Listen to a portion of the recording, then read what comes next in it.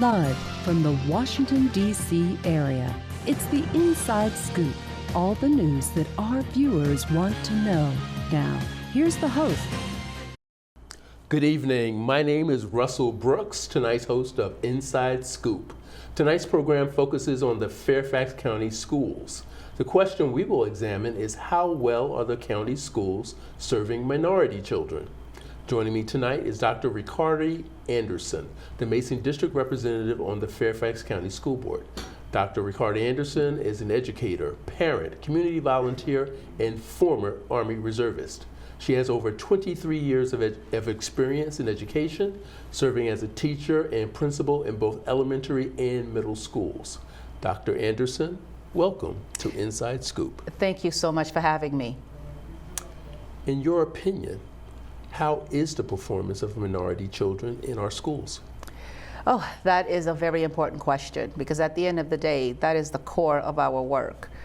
Very recently, the board had the opportunity to review that performance when we talked about Goal 2. And I think, to put it simply, and I'll share some specific details with you, there's more work to be done. We continue to see achievement gaps in a number of areas. For example, when we talk about reading by third grade, the achievement gap grows for our minority students, particularly our Black students and our Hispanic students. And I'd be remiss if I didn't talk about our economically disadvantaged students as well, our multilingual students, of which Black and Hispanic students fall into those categories. And so there are a lot of plans and efforts that are in place in order to address some of those gaps, but it still continues to be work that needs to be achieved. In looking at reading, in terms of our reading SOL, we've had a slight increase with our Black students. We've also had a slight increase with our Latino students, but the achievement gap has not widened over the last 2-3 years. It has remained the same, but we are looking to close that. So again, kind of stepping into the right direction, but we're not yet there. Are these the effects of the pandemic? The learning loss that we've read so much about, and if that's the case, what are we doing about it? Well, I don't think the pandemic has helped. It just perpetuated gaps that were already present. So these are not new situations, but the pandemic really helped to bring some of those issues to light a little bit more and has made the work a little harder because even to date, I was at a school not too long ago and the principal and the teacher were sharing with me, like, they could easily tell which one of our kids were kids who did not attend kindergarten in person because some of the gaps that existed, whether it's social or academic. And there's been a lot of effort, I want to say that, since the pandemic, since we returned back to school and after, using the ESSER funds for tutoring, for materials, and using the All-in VA funds, which the governor provided for high-impact tutoring. We have so many of our students that have reading plans, individualized reading plans in order to bridge that gap. But it continues to be very, very hard work. We are certainly not there yet. And those effects are long lasting because as a teacher, I will share this. While they are catching up on what they missed, you still have to teach this year's content. There's no pause. You mentioned reading and the fact that at least that is improving. What other maybe problem areas have you identified, for instance, mathematics? The reading SOLs are improving, scores on that, and that starts in the third grade. Reading by third grade, that data is not showing the improvements that we would see yet with our younger set.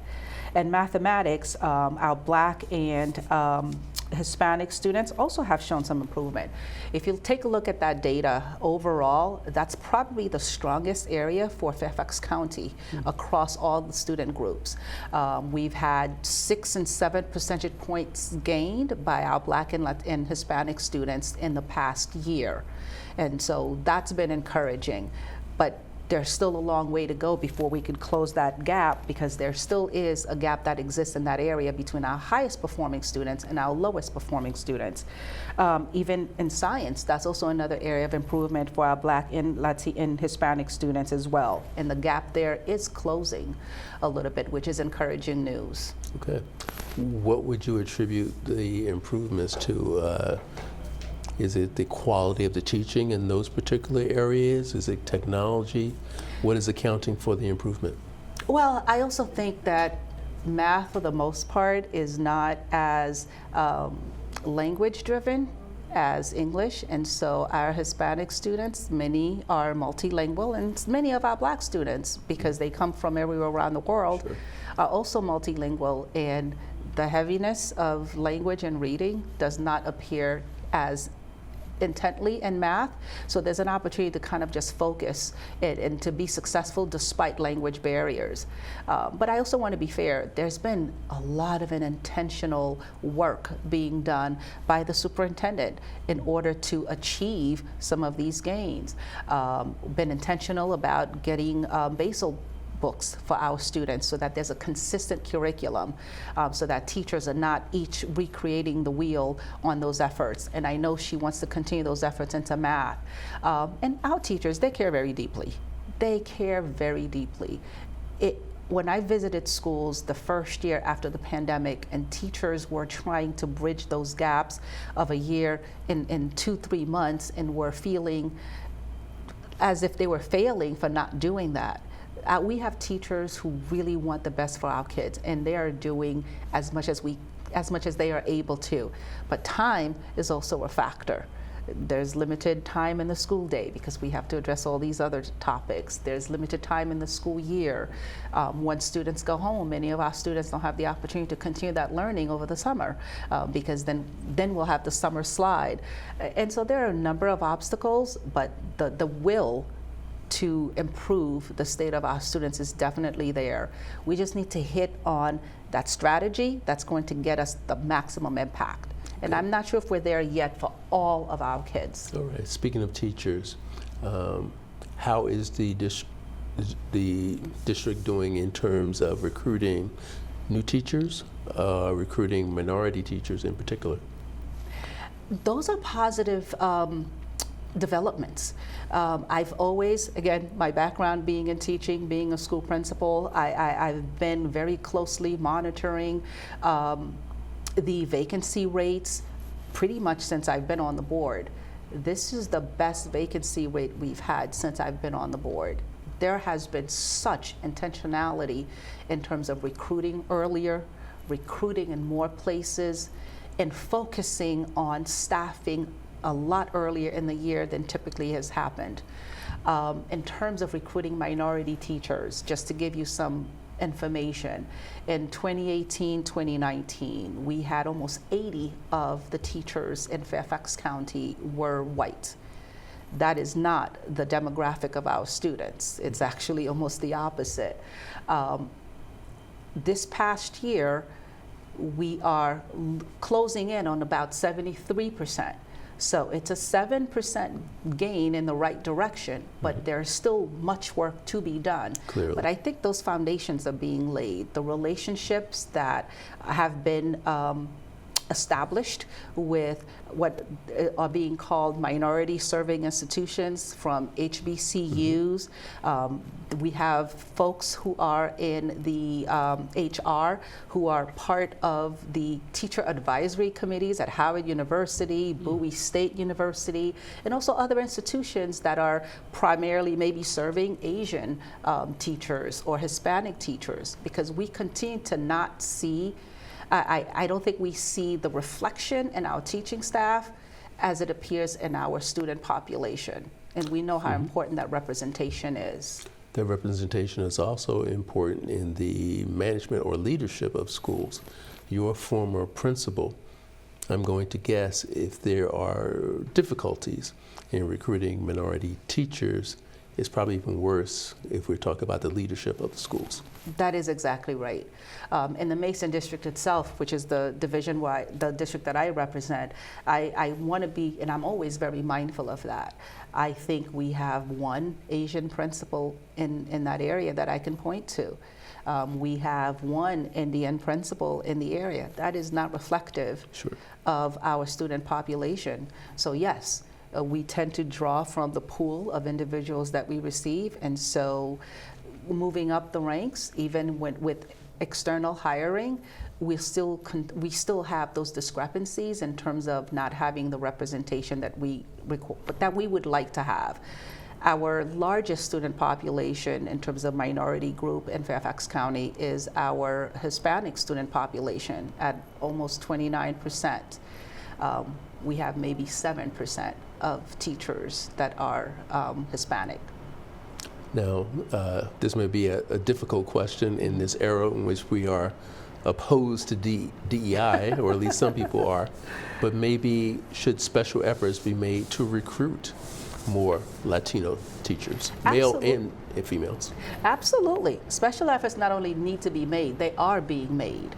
The division also has a relationship with Bowie State where they are part of the male teacher consortium to make sure that we have male representatives. You know, I worked in an elementary school. In my first year as a teacher, there was only one male teacher at the entire school.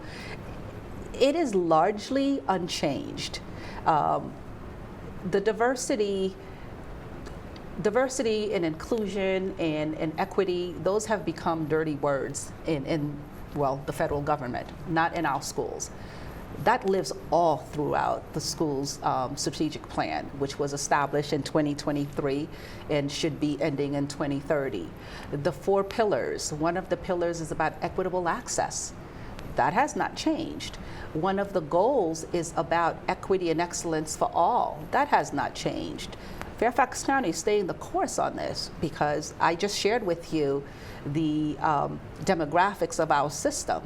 If we're not mindful of equity, if we're not mindful of diversity, we will never close those achievement gaps. I think that's well said, and especially in a district as diverse as Fairfax County, I hope everyone is taking that to heart. I hope so too. Well, we're off to a really great start, Dr. Anderson. Okay, but we are going to have to pause our conversation for a short break. So I'm going to ask our audience to please stay with us when we return with a bit more Inside Scoop as we discuss the performance of minority children in the Fairfax County schools. We will be right back.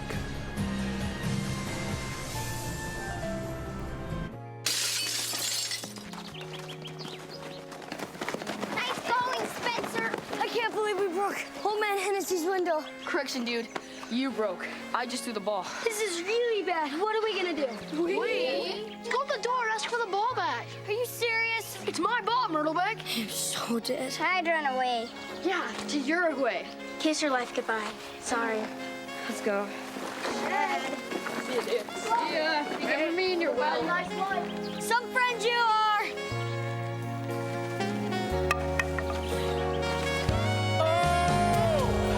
Keep smiling, keep shining. Hi.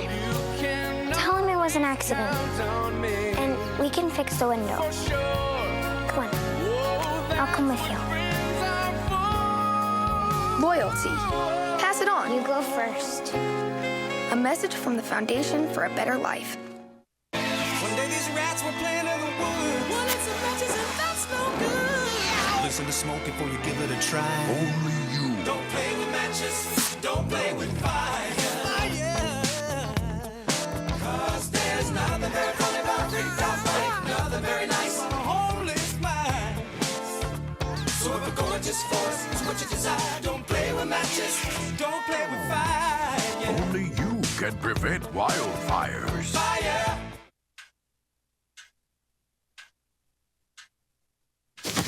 Awkward. I'm the awkward silence. You try to avoid me, then there I am again. But an awkward silence can be a great thing.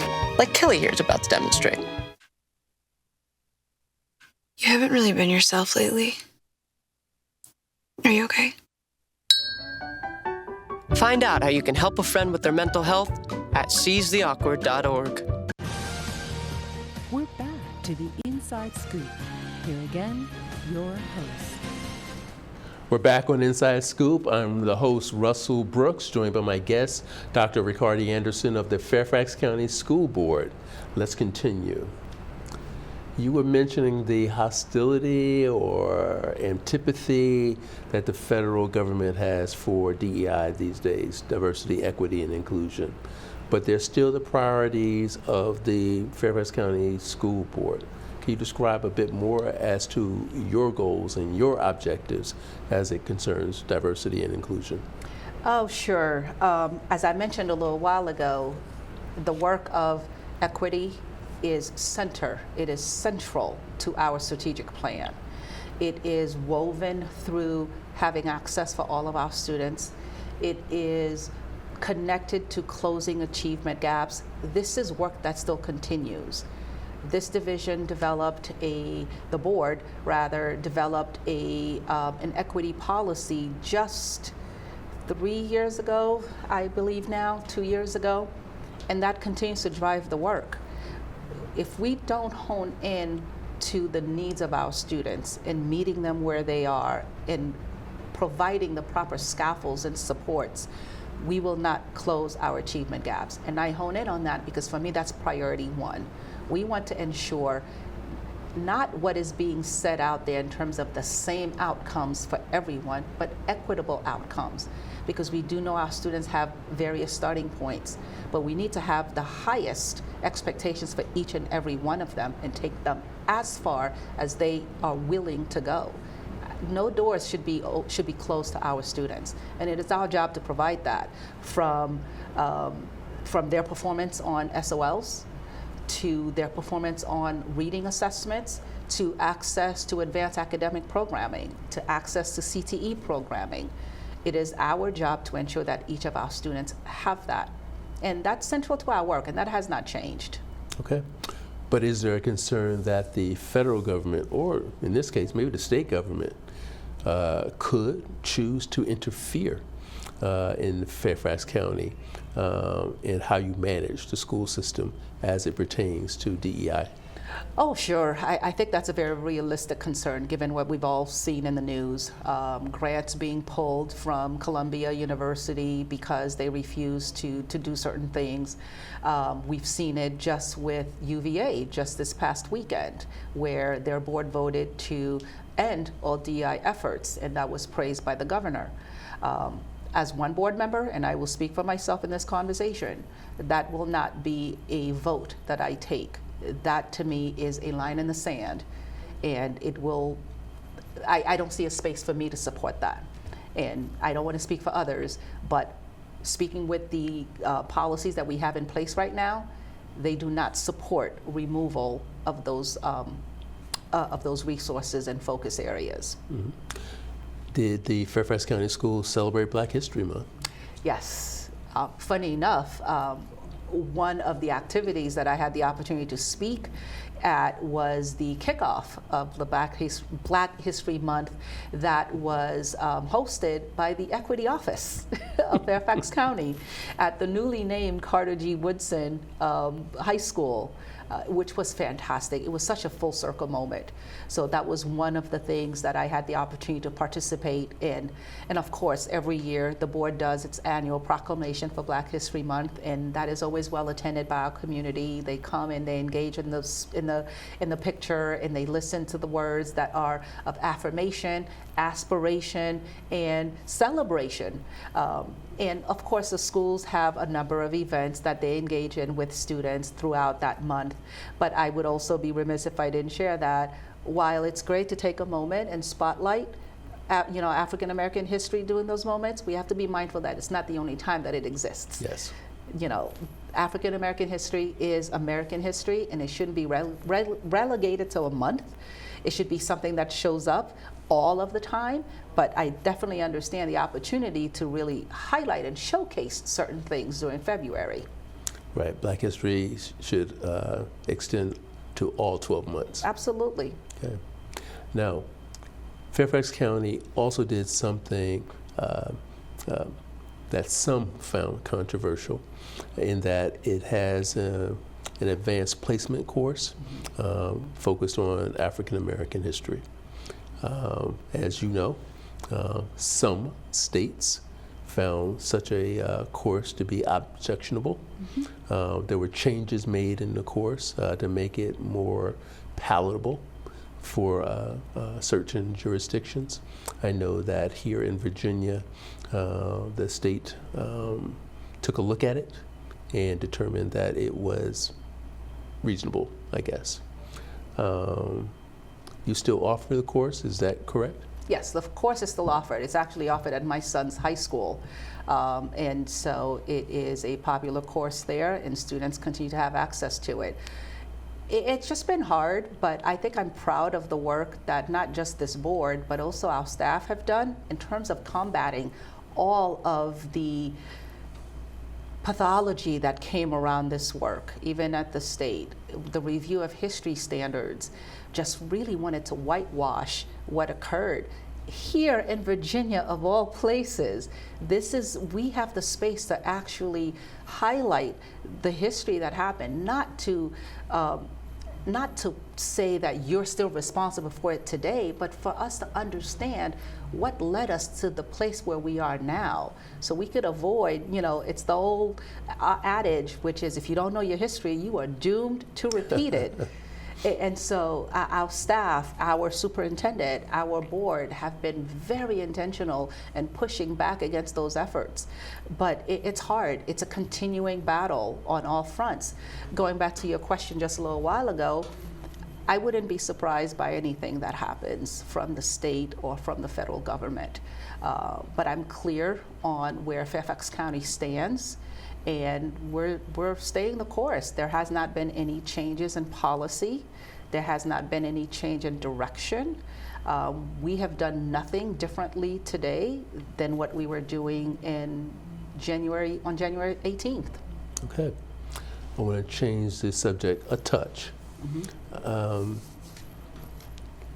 During recent elections, there's been a lot of attention placed on the fact that some believe that we're not paying enough attention to those who are not college bound, or those who are not interested in going to college right away. I believe in the Fairfax County schools there are certain programs, courses, I don't believe they're called vocational anymore. Career technical education. Okay, career technical education. And at least as I understand it, they've proven popular. Could you describe in greater detail as to what is being offered and what are the results of offering these programs? Oh, there are a lot of programs being offered, and I'm hoping I find my notes here regarding some of them. And then it's an exciting opportunity to really offer our young people real world experience. And many of them can leave high school with a certificate that can lead them to a job right away, which is important. I do think that Fairfax County as a whole, not necessarily the school division, but I think our county is still very much a college-going culture. There's still that pressure to matriculate into 2-year, 4-year institutions. But there's a growing body of interest, and definitely the research is showing that there are some jobs in which that is not necessarily important, or it's not a requirement. The county can't keep up, to be honest, with the need that our students have expressed. That's one of the things that continues to be a conversation, has been since the first board that I've been on, and it continues with this board. We have students who are interested in various programs that are only offered in regions that just geographically, it's just a challenge for them to get to. So the question is, how do we stand up those programs in many places so that the wait lists can decrease, because we have wait lists for many of these programs. But there continues to be growth, and I want to share with you some of the new programs that have been established just very recently. We have a welding program that began this year, and again, very popular. Aircraft piloting, cybersecurity fundamentals, and of course, the one that we've needed since before COVID and certainly after, Teachers for Tomorrow. And that's been in place for a number of years. And that one is particularly close to my heart because we do have to be intentional about growing our own. And hopefully those are students who see after they're done with that program and with their post K-12 post-secondary education work, they could come back and be teachers in our system. If you listen to board discussions around this, the conversation always centers on how do we provide more opportunity, because we have a growing list of interest. And some of the programs are more portable than others. Sure. Some require a lot of infrastructure and overhead, like auto mechanics, EMT programs, but some can happen in classrooms. So I know that's been an intentional focus right now. Is there room for collaboration, maybe with the library system, or Supervisor Lusk has a job center that he's very proud of called the Wish Center. Could some of these courses or opportunities be offered in some of those locations? I think all of these things are on the table, and funny enough, Supervisor Lusk and I both we serve on the SCIPT committee, and we were having this exact conversation. What is the SCIPT It is committee? the Successful Child and Youth Policy Team. It was a committee that was established probably now about 10 or 11 years ago. But it continues to involve 2 school board members and 2 board of supervisors and a host of community persons from various agencies just to support our youth from early childhood to mental health, et cetera. And so during one of those meetings, we were having that conversation. How do we maximize our resources by collaborating? Because there's space for each of us to do this work.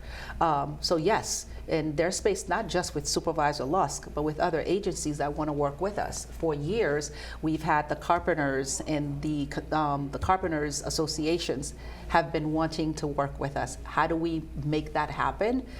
Continues to be a conversation. And sometimes we have to work around the need for the various licensures and certificates of personnel and locations, and still provide a safe place for our students to do this work. Is it a funding issue in terms of offering, in terms of meeting the demand for these courses? It's always a funding issue. With unlimited resources, everything can be provided everywhere. It would be easy to establish programs. It would be easy to hire persons to do the work, but those are limited, and so there has to be some sort of prioritization. Sure. It's time for another short break, but please stay tuned as we continue to discuss the Fairfax County Schools when we return with more of our program on Inside Scoop. Okay, so we drowned the fire, stirred it, drowned it again, and now just feel if it's cold. Yeah. Cool.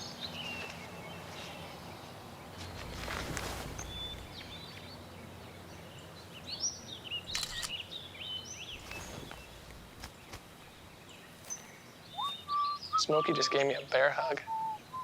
I know. I already posted it.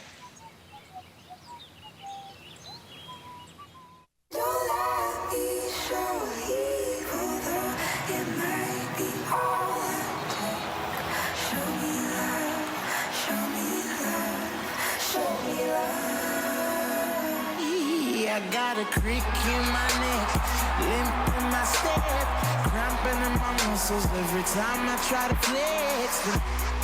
All of the ones get on. It's very sad all that I can do was remember you. You know I usually say no, but if you throw me love, I'll throw you some more.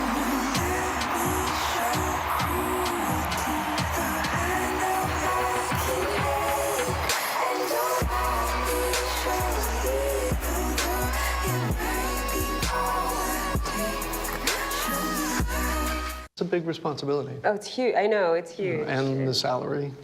Oh my god, yes. Right? I mean, like, I was about to move in with my parents, and right before, so this saved me. I really believe in you, you know? Thank you. It's nice to hear that from someone. These are cool. Did you, what did you...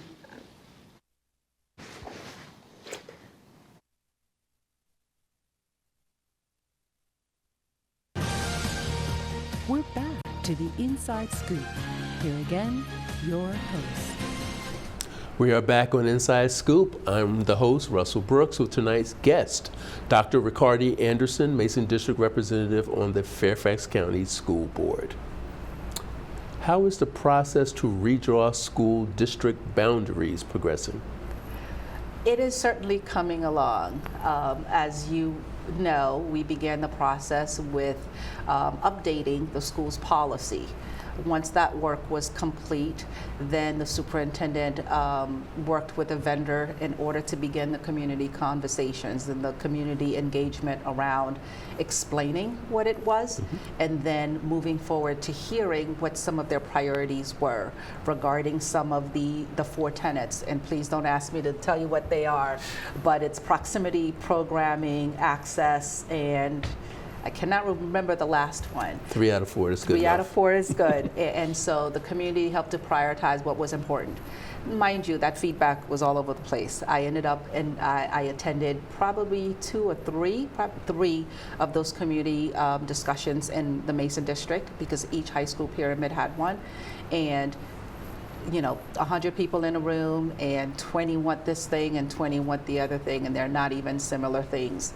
And so that required a little bit of massaging to take all of that data to compile it. Then the superintendent worked on putting together the Superintendent's Advisory Council, and that group is supposed to work with staff and the vendor to help collate all of that feedback and be able to come out with to develop some suggestions, some scenarios for the board to respond to. Now, this work of collating all of the feedback, it's very long-standing. The scenarios have not yet been brought to the board. We're not expecting that work until early next year, actually. But still, even without anything specific on the table, there's a lot of concern with the community. There's a lot of concern about not being part of the school pyramid that they purchased their homes to be a part of.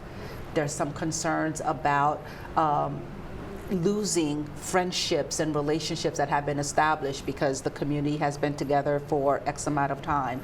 And there's some folks who are concerned about going to what they perceive as lesser schools, which is unfortunate because all of our students are working very hard and are doing wonderful things no matter where they are in this division. So there's a lot of concern.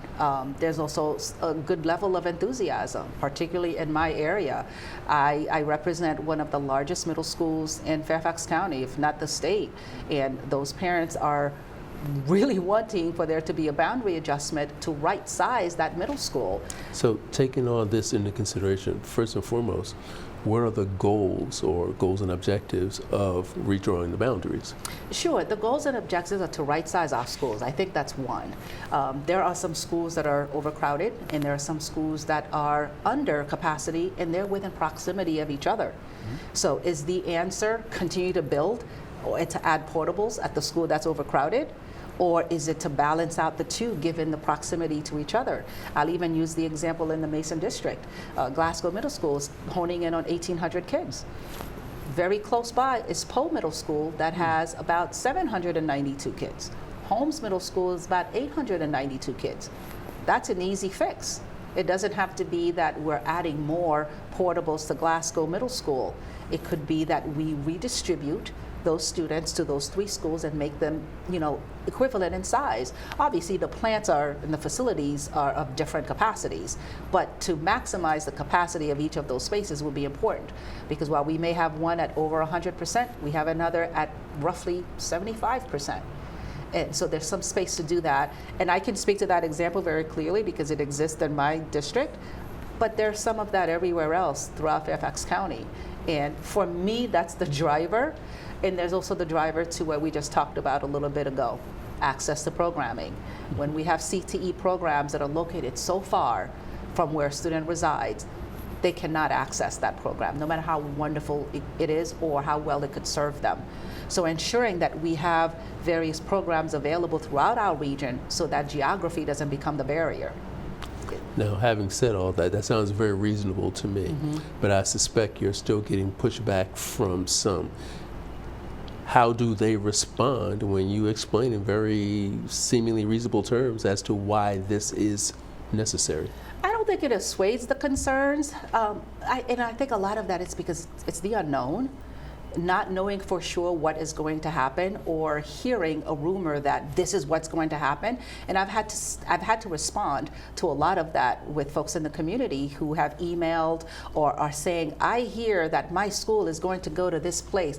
Well, that's news to me because we don't have any scenarios yet, but the rumor mill continues to churn. I think that does not help us. The other piece that I really had hoped that our board would be able to do when we set the boundaries would be to give some peace of mind to our families, particularly those at the middle school and high school level, that if your child begins at the high school, they should remain at the high school, because we know how hard it is to develop those connections, which we talk about as necessary for student mental health. And also, when you're in high school, having a deep relationship with your counselor to help with your post-high school goals, and not having to restart unnecessarily at a new place when you're a 10th grader or an 11th grader. I wish that we were able to do that. It was something that I brought up when we approved the policy almost 2 years ago now, but that did not pass, unfortunately. I think that would have given some of our parents a little bit of reassurance that my kid is not going to have to move and participate in 2 high schools potentially.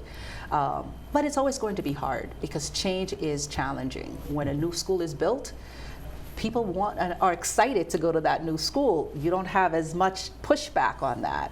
But Fairfax County does not build a lot of new schools because it's pretty dense. We just add on to what we have for the most part.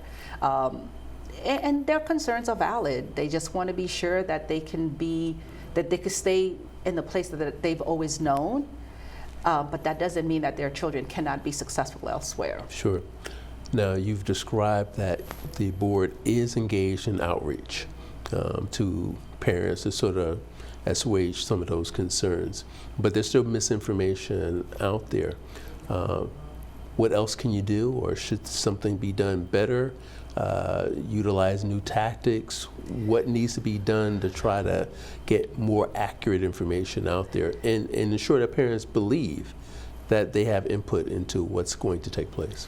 And I think that's the thing. I don't think, even though it's been said, I know I have said it many, many times, and while parents are relieved to hear it, there still continues to be swirl. I've put this out in my newsletter. I say it at parent forums, and I think all of us on the board do this work.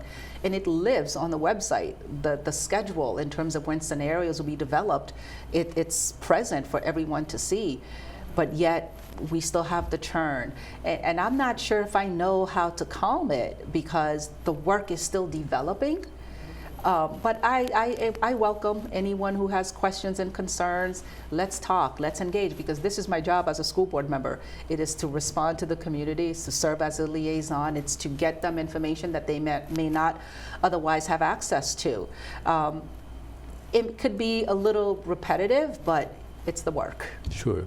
And I'm going to guess that just as we talked about disadvantaged students or minority students, ensuring that they have access to the programs that are particularly popular, I'm going to suspect that their parents, the disadvantaged parents, the minority parents, also are the ones who may be less likely to receive accurate information about what is taking place concerning these district boundaries. I wouldn't say less information, just they are probably not the parents who are reaching out to us by far and large. It may be quieter for that group, particularly our parents of students who are multilingual. There's some different priorities, and sometimes not knowing that we are here to serve them and they could question us rather than just the blanket trust of, I trust you to take care of my child. If I had to estimate over the number of folks that I've engaged with, it is not primarily coming from some of those families. But I also believe that each and every one of our families, those with means, those without means, those who speak the language, those who don't speak the language, they all want the best for their children. And sometimes a conversation does make a huge difference.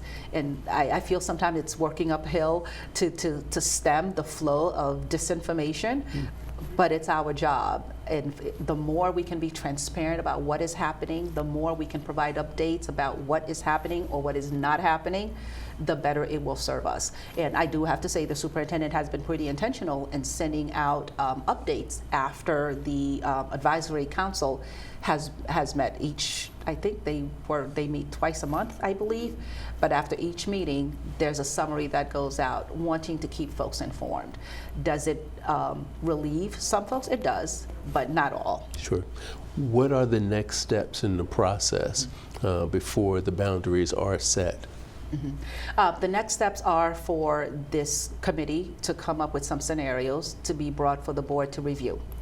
After those scenarios are reviewed by the board, they will go back to the communities. It could be it could end up that not every community will have a change, but for those that are going to be impacted, they will have individualized pyramid conversations about what that could look like, and to give their feedback onto the process, and to go back again to the council and to the vendor, and to reflect on that feedback and to act upon it, and then to bring the final review to the board for a decision, which should be in the 26th school year, the 26th calendar year. So this entire year, it appears, is a period for input. Correct. It's input and work and working on the massive amount of feedback and really being intentional and creative, because not only do we want to address capacity, but we want to address programming. We want to address busing. Our students traveling inordinate amount of time to get to their schools. Could we fix that? I also know that the superintendent is very much interested in revamping the middle schools to be 6, 7, and 8 rather than 7 and 8, and that's part of this work. So that adds another layer of complexity. What's the advantage in making it 6, 7, and 8? I've worked as a teacher and as a school administrator in a 7 and 8 configuration, in a 6, 7, and 8 configuration. There's pros and cons to both. And the schools that I represent are already 6, 7, 8, so the Mason district is not going to be impacted a whole lot. And I tend to say to anybody who would listen, one of the disadvantages that I see in the Mason district for our 6th graders in the middle school is that for those who are multilingual, they don't get the teacher attention that 6th graders tend to with one teacher. Understood.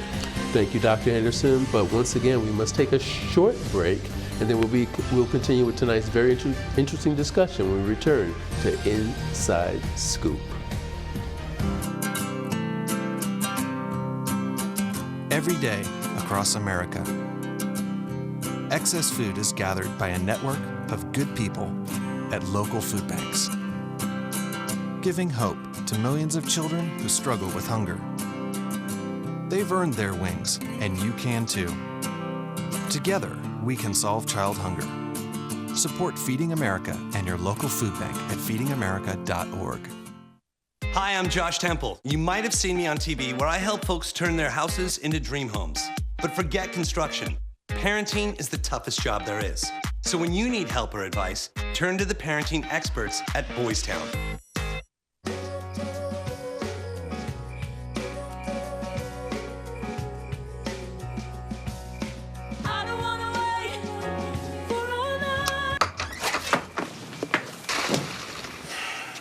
I was afraid of that. Well, guess it's time to get you fixed. Your pets will start fooling around sooner than you think. Go on, get out of here! Accidental litters lead to millions killed in shelters each year. Help prevent more. Fix at month 4.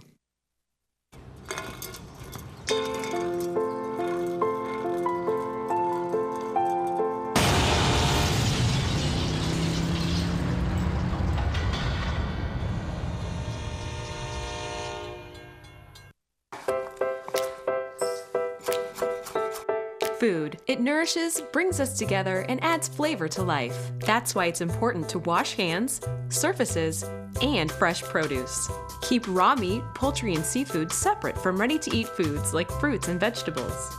And cook to proper temperatures using a food thermometer.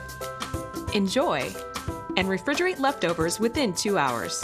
For more tips on safely preparing foods, visit homefoodsafety.org. We're back to the Inside Scoop. Here again, your host. Welcome back to Inside Scoop. I'm Russell Brooks, and I'm discussing the performance of the Fairfax County Schools with the Mason District representative on the school board, Dr. Ricardy Anderson. Let's continue. There was a significant controversy during the past football season concerning the Hayfield football team and whether the team's coach engaged in recruiting violations. What happened, and are reforms underway? Well, that definitely was a significant issue for our community. Frankly, that news made national news because my own family from New York were reaching out, requesting, like, what is happening here? I'm not sure if you know, but last December, the board did pass a motion in order to have the entire Hayfield issue, as well as the rest of Fairfax County public schools, be investigated by an external law firm. McKenzie, I want to be sure that I remember exactly the name of the firm, which I don't remember right now, which I will get for you in just a second. But the law firm has been Baker McKenzie. Baker McKenzie has been retained, and they have begun just that work, which is to review what happened at Hayfield, what is happening at all of Fairfax County public schools, and they will be reporting back to the board and the superintendent. Now, I know there were significant concerns in the community as to whether or not this could be a true and independent review, which is why some of the conversations that you might have heard around that board, the board table when this decision was made, with that this would be an independent firm that does not work for Fairfax County currently in any capacity, or has worked with Fairfax County or with the superintendent. We want to be sure that those findings are trusted by the public. So it is in a completely independent inquiry. And I think we are all waiting with bated breath regarding those results. I couldn't tell you what happened right now because the information that I have is the information that we all have had that have been reported on multiple outlets. I think this fact-finding of McKenzie or Baker McKenzie is going to, it's important to rebuild trust with our community because I think it's been broken in some ways on this measure. Well, thank you for that. And we look forward to seeing that report when it does come out. On a different note, does the school board have concerns about the proposed school system budget? And if so, what are they? Oh, the budget is always a concern because, again, resources are finite. The majority of the funds that support Fairfax County Public Schools come from the county, and their primary source of revenue are assessments and taxes on homes, and secondarily the commercial market, but it is primarily taxes. And over the past, I guess forever, it's been anywhere from 50 to 52% of those dollars are turned over to the school. The superintendent did put forward her proposed budget, which the board did approve, that is requiring an additional $240 million, 240.8 to be exact. And the bulk of that is primarily for expenses that we have to maintain. You know, there's increases in utilities, things like that we can't escape. But the bulk of it is a raise for teachers through the new collective bargaining agreement of 7%. And right now, the initial response from the Board of Supervisors is that Fairfax County will be allotted $125 million. That's a gap of 115. Again, it's still early days, but there's a lot of concern because if you look at the Board of Supervisors budget, There are other things that have been placed on the reduction list as well. Our middle school after-school programming, which are funded by the Board of Supervisors. That was a program established by Jerry Connolly 19 years ago when he was chair of the Board of Supervisors, in the tune of $3.9 million. Nurses, Bridge to Kindergarten. There are a number of Fairfax public school facing programs that are funded by the Board of Supervisors, totaling in all 7.7. And so all of those are on the chopping block as well. So the concern is very, very high, and parents, as they heard about the middle school programming going away, have raised significant concern. And so if we want to be competitive for our teachers, we want to be competitive in the market in the Northern Virginia region, and so not being able to pay our teachers their true value, which we're so far away from, and as a former teacher, I know that, is a huge concern. Where can parents look for information about what is and what is not in the budget? In the Board of Supervisors budget on the county website. I'll be happy to share the link with you. I don't know it off the top of my head, but if they go to the county website, they'll be able to see their list of reductions. It's many, many pages. And again, not everything is related to the schools, but obviously everything is related to the community. And will parents have an opportunity to provide their input, their support, or possibly their objection to some of the things that are in the budget, or not? Both the Board of Supervisors and the schools have public hearings for their budget process. Currently, the Board of Supervisors has even a survey that is online where parents, well, not just parents, where community can go ahead and give some feedback as to where they should prioritize funding. We don't have a mechanism of that in that way. It's an interesting one to see, but it is available. But the community is welcome to come and speak to us as a board when our public hearings are held in the budget process, which is, we're in March, it's coming up very soon. And you, as a district representative, you probably give your constituents an opportunity to express their point of view to you on that level. I will be presenting our budget with Supervisor Jimenez, who's the supervisor for the Mason District, next week. And our community will have, the Mason community will have the opportunity to give feedback on both budgets during that time. Okay. On a personal level, how do you like serving on the board? It's definitely not what I was expecting when I was first speaking with previous board members in terms of what it is like to serve on the board. COVID also hasn't helped. 2 months into my first term, we've had COVID, and this year we've had all of the federal fallouts. It's been a challenge. But I take very seriously that I am a representative of the Mason District and that I am their voice, particularly in an area where we don't typically have, masses of folks coming out to assert themselves and to want to push forward or advocate for a certain issue, because we have the highest number, in terms of all of the magisterial districts, we have the highest percentages of multilingual students. We have the highest percentages of students who are economically disadvantaged. So that brings some challenges for those families. They are largely concerned about other things. And so we typically, I've called us the quiet district. So I take very seriously that I am their mouthpiece, that I am their voice. So I bring their concerns. And also I am representative. I am here to gather what their concerns are, to bring it forward, not just advance my personal agenda. So I always feel very good when I'm able to connect parents to resources that they couldn't access, to connect them with individuals to respond to questions that they couldn't get. I feel very good about that part of the work, that I'm able to help, because no matter what the issue, whether it is the smallest thing possible, it is the most important thing to them. What has been your greatest accomplishment? Oh, geez. Greatest accomplishment. Wow, I'm not ready for that question. In some ways, it's the equity policy that we were able to put forth, because it really elevated the fact that we have disparities in our division, and we cannot ignore that. And if we continue with everyone gets the same thing everywhere, every time, we will continue to have those disparities. And the equity policy really pushes us to look beyond and to look at the actual needs. Have you ever seen that that graphic of you have the one person standing on one crate, another person standing on 2 crates, another person standing on 3 crates? Well, if you're of differing heights, you can't have the same number of crates. Sure. And we are of differing places.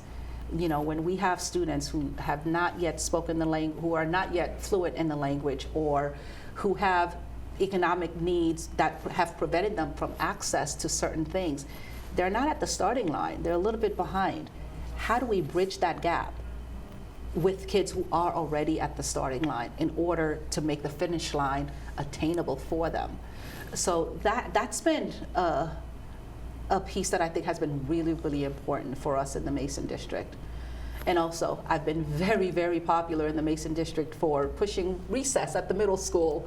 That was one of the early things that I was able to accomplish on the board. Myself and another board member were the champions of bringing that forward, and the board was supportive, and we were able to get a policy so that our middle schoolers received recess. And again, this was not an idea that I had. This was a week into my term. 2 parents met with me and they said, if my 6th grader was in elementary school elsewhere, they would get recess. But because they're in middle school, they don't have it. What have you found most surprising about serving on the board? Most surprising, how slowly things can actually move. This is a big system, and it takes a lot to really turn around 40,000 employees, 200 buildings. That's been surprising. Mm-hmm. Sounds like you want to do it again? That will require, I am still in year 2 of this term, and so there's much more time for reflection.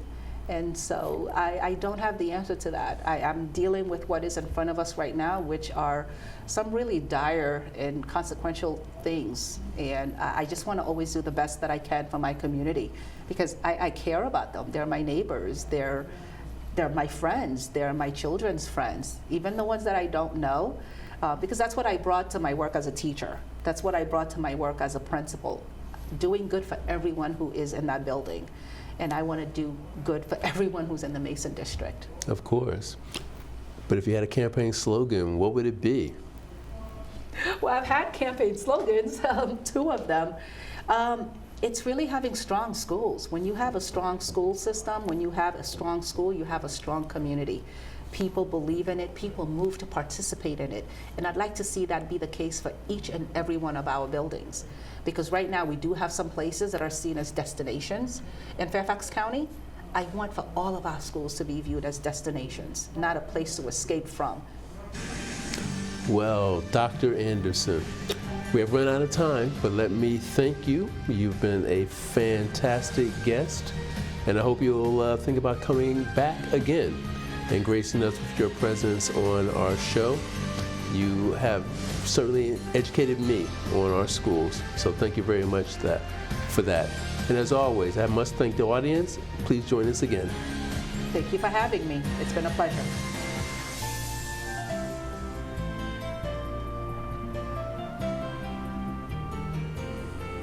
Should we continue?